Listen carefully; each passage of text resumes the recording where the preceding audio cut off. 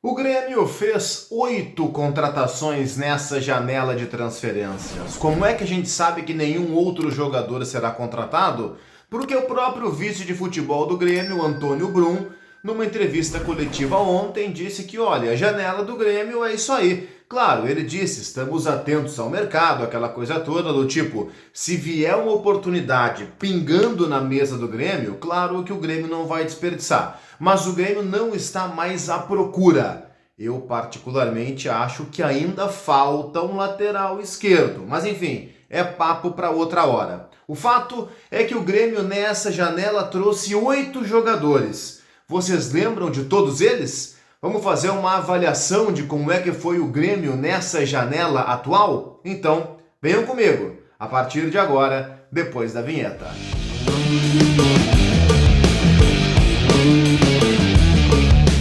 8 jogadores, gente, não é conta de mentiroso. Vamos listá-los um por um, tá?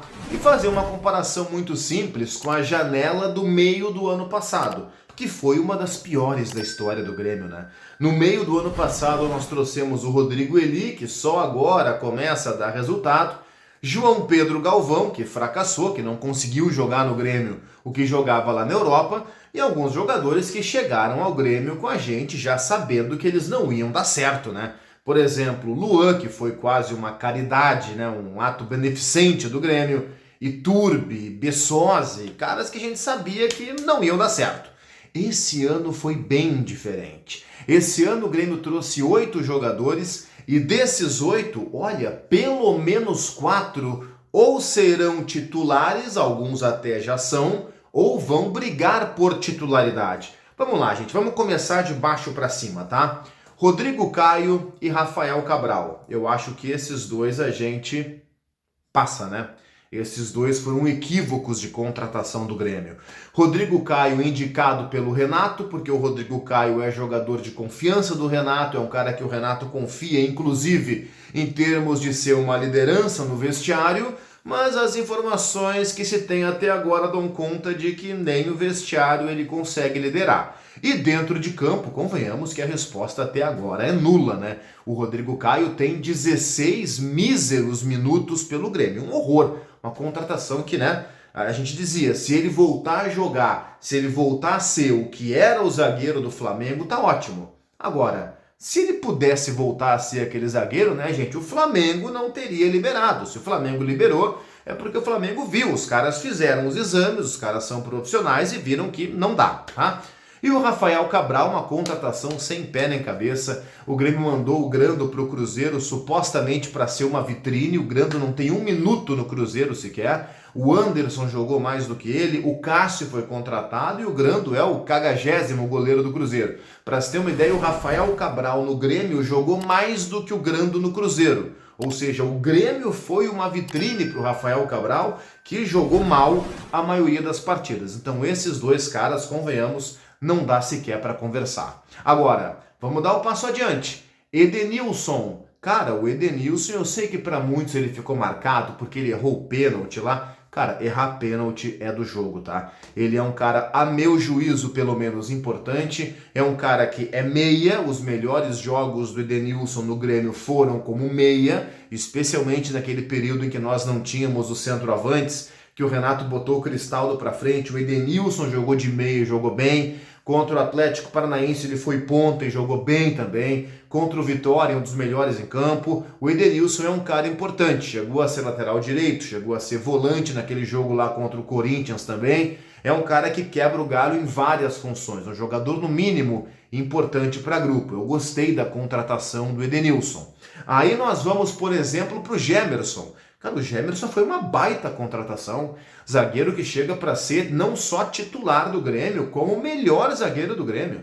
Você olha para o grupo de zagueiros do Grêmio hoje, o Jeromel não consegue mais jogar, o Kahneman tá mal, o Rodrigo Eli agora até se acertou, o Gustavo Martins é promissor e tal, eu até gosto do Natan, Rodrigo Caio eu nem conto. O melhor é o Gemerson, um cara que pode jogar pela direita, pode jogar pela esquerda, tem bom controle de bola aérea, boa velocidade, 31 anos, quer dizer, não é um cara em fase final de carreira. Eu achei o Gemerson muito boa contratação, muito boa mesmo, tá? Aqui fechamos em 4 já, tá? Rafael Cabral, né? Rodrigo Caio, né?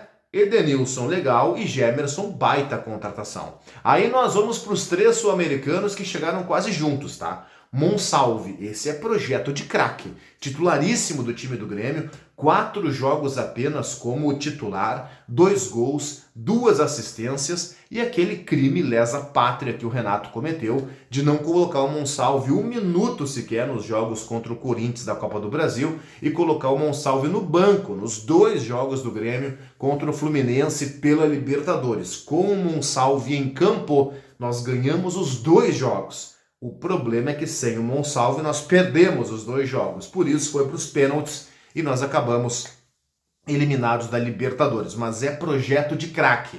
Arezzo, vimos muito pouco. Aliás, Arezzo e Aravena eu quero colocar junto aqui, tá? Porque se pegar o número de jogos, o Aravena tem apenas 4, o Arezzo tem 7. Mas eu parei ontem para cuidar a minutagem.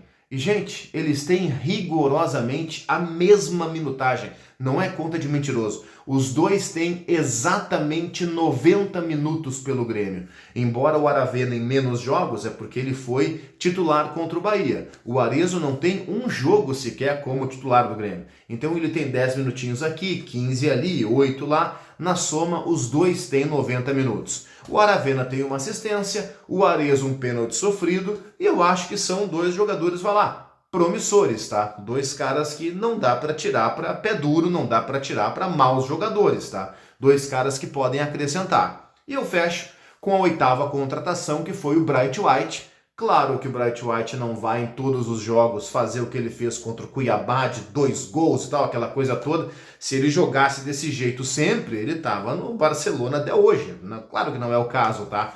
Mas ele também não é ruim, tá? Ele é um cara esforçado, ele é um cara dedicado, bom jogador, vai brigar por posição com o Diego Costa, é uma outra característica e tal. Até acho que em boa parte do ano deve ser reserva um jogo, titular no outro e tal, mas é o cara que acrescenta, compõe bem o grupo e reforça bastante esse elenco para o restante da temporada.